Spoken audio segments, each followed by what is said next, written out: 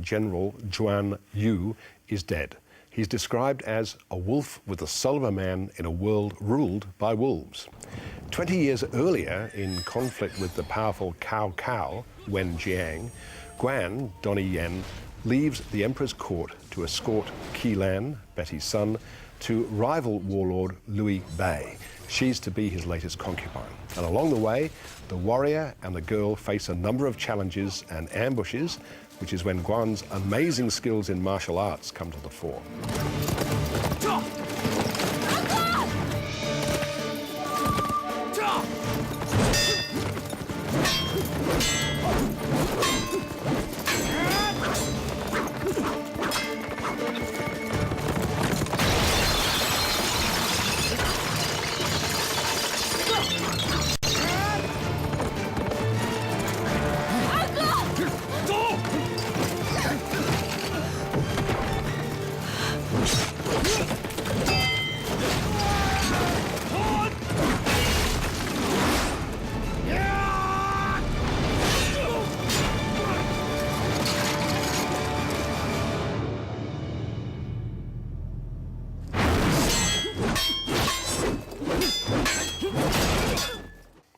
Directed by Felix Chong and Alan Mack, the team that made Infernal Affairs, with action scenes directed by Donnie Yen himself, this is a handsome but ultimately rather tedious martial arts epic.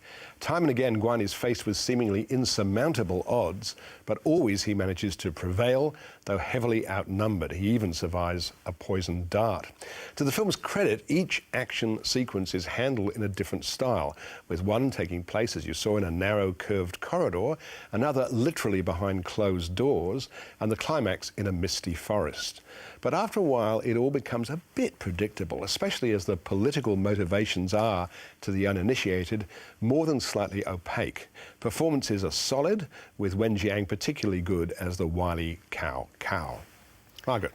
David, you know, this film begins, as many Chinese films do, with this lengthy expose of the historical setting of this thing. A title scroll. I wish you'd given me, you know, a 5-page screed to read before I went into the movie, because if you've got some sort of historical knowledge of this, and this is why I think this film is culturally specific. You know, I think Chinese audiences who are familiar with this history, and particularly with the book on which it's based, are going to get a lot more out of this film than I did. And I must say that, you know, it's all very clever, these action sequences, but there's something really robust about actually seeing a fight rather than, you know, the cutaways and, you know, the illusion of a fight rather than a real fight. Yeah. You know, they're such fantasy fights, aren't they?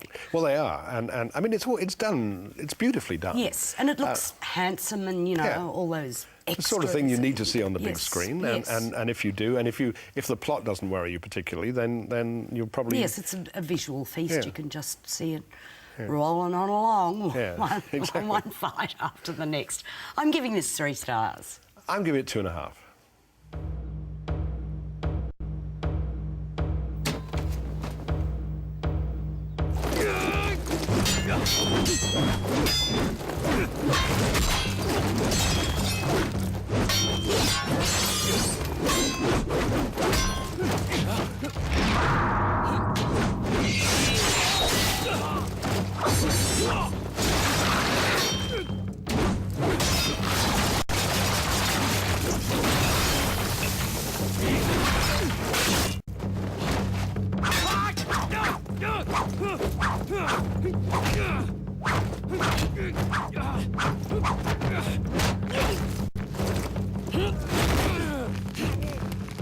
难道非杀关羽不可？皇命难违。